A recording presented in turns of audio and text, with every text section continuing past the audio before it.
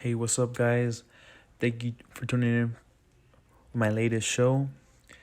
Today's topics are going to be Dave Batista is inducted into the WWE Hall of Fame, and WWE releases Luke Harper and Cara, and also John Morrison is back with WWE.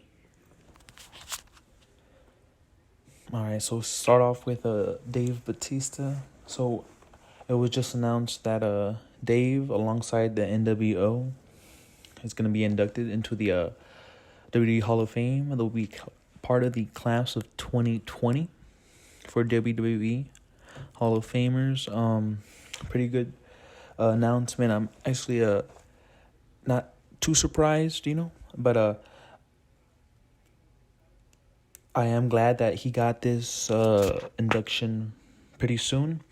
Last time we saw Batista was at WrestleMania.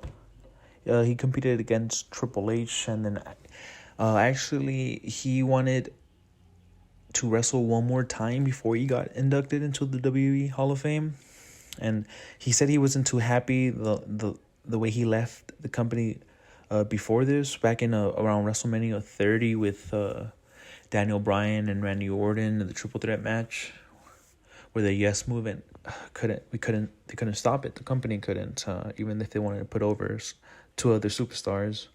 So he wanted to make one more comeback, make a good match, and honestly, you could go back to this year's WrestleMania and watch it. It was actually pretty good against Triple H. Yeah,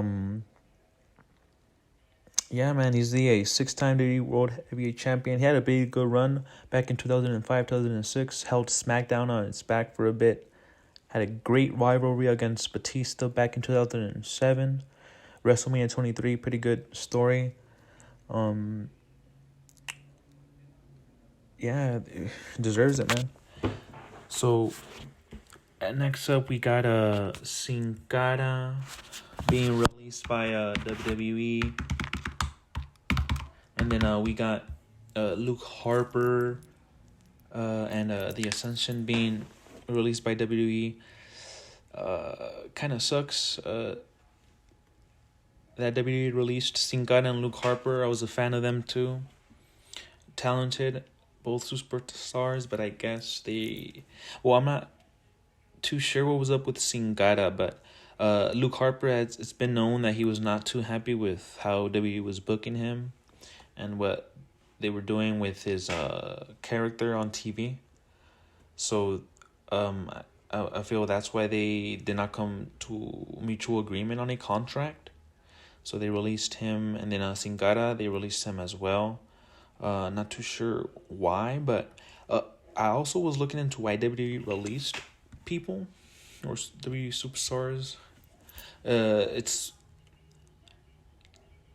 according to Dave Meltzer of the Wrestling News or the Wrestling Observer newsletter. It says WWE may be giving releases to some people who they think won't be going to AEW, or if they do go there, it will be there for people who probably won't help AEW. So they're assuming that if WWE releases Sin Cara, that he won't go to the rival company AEW. Most likely he'll go to AAA or Lucha Underground, more of a masked wrestling associated company. Or a lot of the times too, I also looked into that WWE is starting to release more and more of their roster because it's full.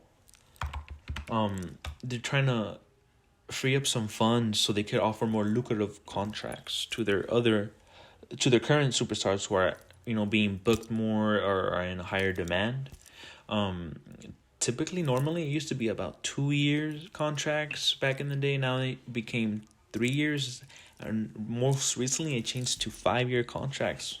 We know of Randy Orton signing a 5-year contract with this WWE. So that's pretty interesting to know. But yeah, there is a clause after being released with WWE. I guess they have a 90-day clause where you can't go to any other wrestling company. So, we won't be seeing any of these superstars until at least early next year. And alright, so the final topic is John Morrison is back with WWE. Man, Johnny Mundo, my guy, Johnny Nitro is back. It's been quite some time.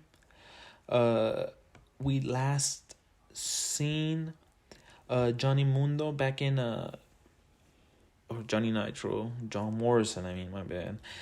In 2012 or 2011. He was wrestling. He had a rivalry against The Miz. It was actually on November 28th episode of Raw. Pretty good match. It was The Miz versus John Morrison in a Falls Count Anywhere match. And The Miz won. And then John Morrison was signed off of television via injury because of the match. He didn't sign with WWE again after his contract ended that time, because that's what actually happened in real life. That's why he was signed off TV. He didn't really have an idea of renewing it, and it came out to be that it's just that he had a neck injury. He was in pain, and then more than anything, I believe, was he had creative frustrations with the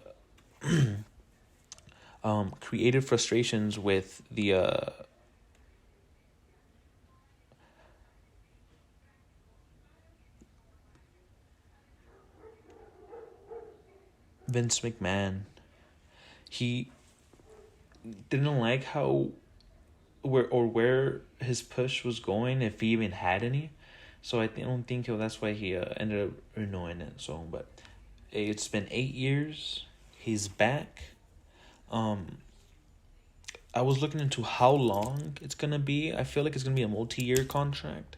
Just don't know for how long, but you couldn't find the length of it. But hey, I'm glad to see him. Hopefully, at least he comes in for another WrestleMania moment, man. Can't wait to see what they do with him, man. Hey, but thanks, guys, for tuning in. And have a good one.